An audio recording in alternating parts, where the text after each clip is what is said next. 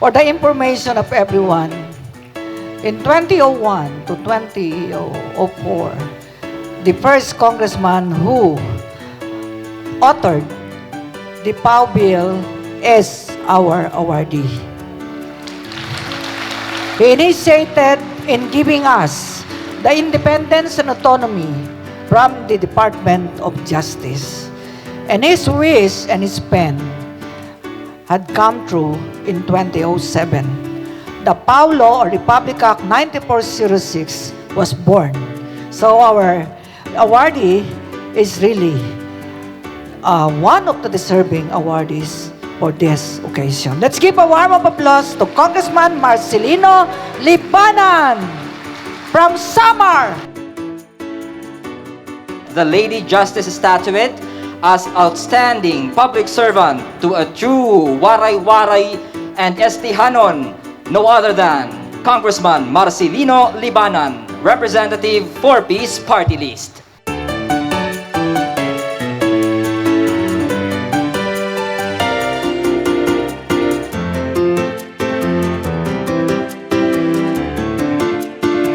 This certificate of appreciation is given to our awardee in deep appreciation for the invaluable support and contribution made to the success of the Public Attorney's Office.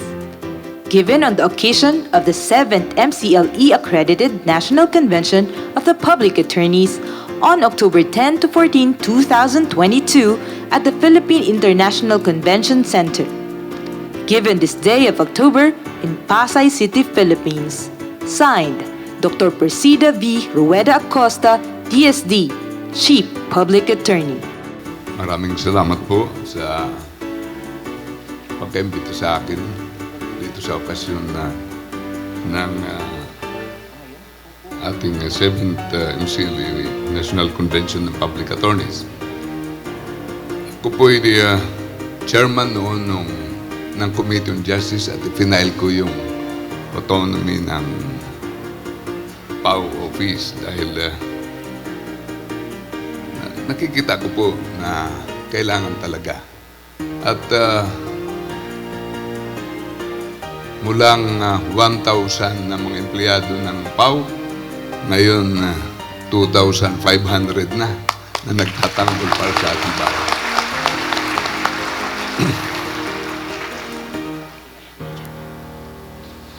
Attorney Persida V.Rueda-Acosta,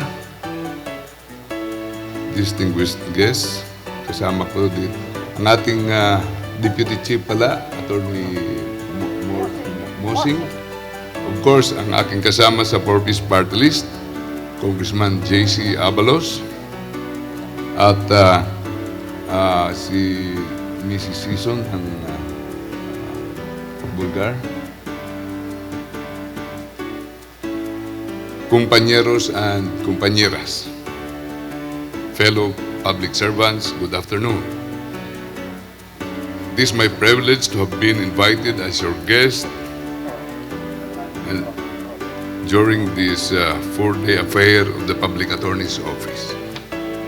And I am truly humbled to be bestowed the award of Outstanding Public Servant. The most outstanding public servants are none other than you. Kayo po ang mga outstanding. Hindi po kami araw-araw po. Kayo nakikipagmukha.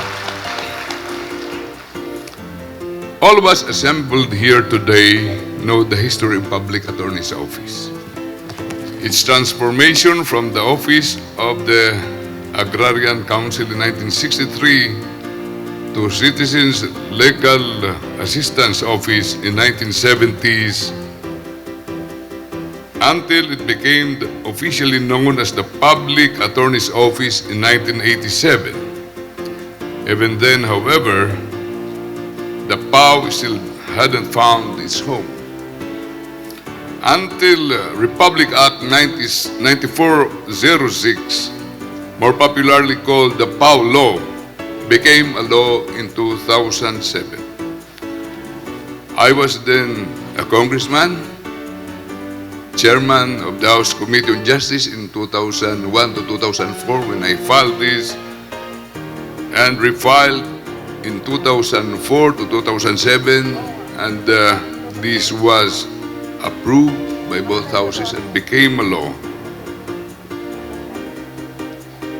And we made the PAO law as an attached agency of the Department of Justice. We were acutely aware that in our adversarial court system, the PAO would be at odds and loggerheads with the National Prosecution Service. The latter's mission is to indict and seek the conviction of alleged offenders, while conversely, that of the public attorneys is to primarily defend the respondents and accused in criminal cases. To avoid any clear mission conflict, the NPS and the PAO, we made sure to state with clarity in Republic Act number 9406 that the PAO shall be independent and autonomous office attached to the Department of Justice for policy coordination.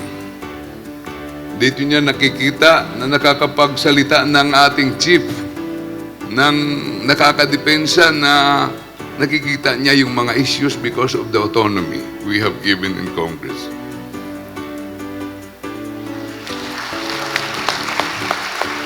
We stressed and underscored that the PAO shall independently discharge its mandate to render free of charge legal representation, assistance, and counseling to indigent persons in criminal, civil, labor, administrative, and other quasi-judicial cases. By ensuring the independence and autonomy of PAO, despite its being housed together with the National Prosecution Service, in the Department of Justice, we made sure that justice be administered truly and genuinely at the risk of being accused, and genuinely.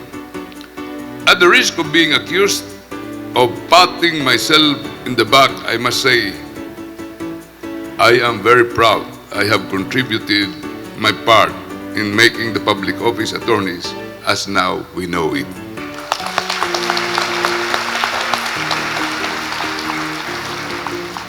One of the greatest trial lawyers in our profession, the American Clarence Darrow, once remarked in exasperation, I quote, "There is no justice in or out of the courts." End of quote. Clarence Darrow may be famous, but I beg to differ. There is justice, but it always comes after arduous tasks. Justice, when given in a silver platter, is a matter of pure luck. For true justice to be served, lawyers know that they must burn the midnight oil to ferret out the truth from the clients, the witnesses, and the object evidence. We call this case build-up.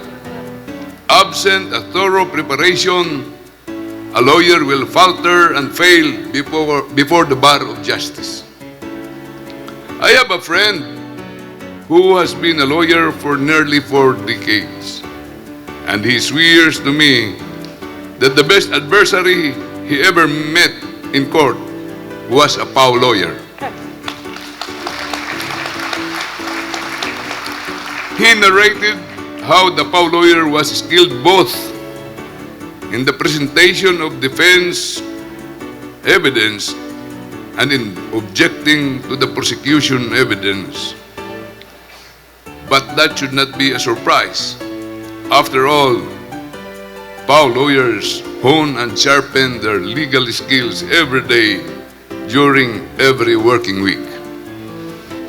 Under your operations manual, a PAW lawyer must, in general, take on a case if it passes both the merit and the indigency test. But the same operations manual also breathes life into the constitutional right to be presumed innocent until the contrary is proved, by mandating co-lawyers to assist the accused respondent in criminal cases, because the defense of such constitutional right is always meritorious. PAW lawyers also act as its first responders in the exceptional cases provided for in Article 4 of your operations manual. The exemplary instances when PAW lawyers must step up to the plate, if only provisionally, when the case involves violence against women and children, Republic Act number 9262, when the case involves children in conflict with law under Republic Act number 9344, as amended, and cases involving a credit card holder who has been declared delinquent by the credit card company. In this and the other cases listed in Article 4, your operations manual recognizes the existence of legal emergency. If not for PAW lawyers, ordinary people would lack legal representation that would be lost and taken advantage of by an uncaring system. Without the PAW lawyers, Clarence Darrow would be correct in saying that justice does not exist.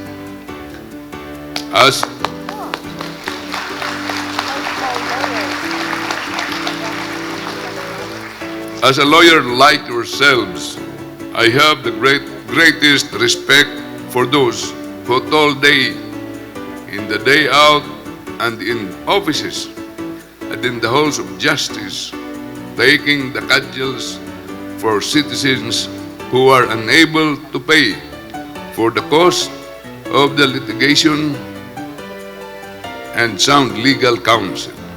To my mind, the noblest expression of the legal profession can be found in the work that you do.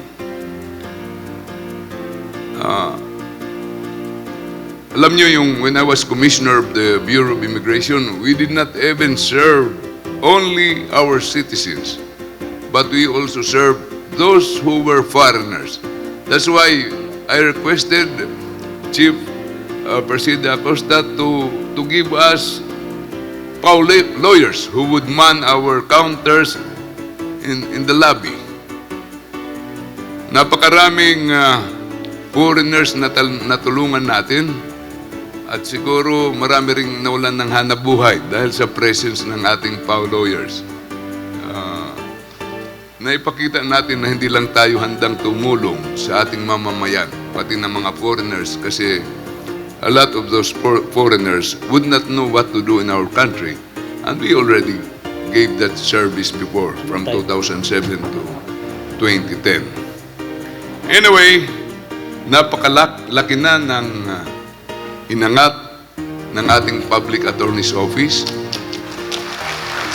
At ako po'y nagagalak pag naririnig ko ng unang pupuntahan ng unang pumasa ng bar exam. Ang unang hahanapin nila kung paano mag-apply dito sa Public Attorney's Office. Nagpapakita lang na napakagandang training ground, hindi lang sa legal skill, at napakaraming nagtuturo na magagaling, pero mas importante pa yung puso ng ating mga abogado na walang hangarin kundi bigyan ng katarungan ang mga nangangailangan. Kaya maraming salamat po sa inyong lahat at mabuhay po ang ating Chief Attorney Persida Acosta at mabuhay po kayong lahat na pamilya ng Public Attorney's Office. Well,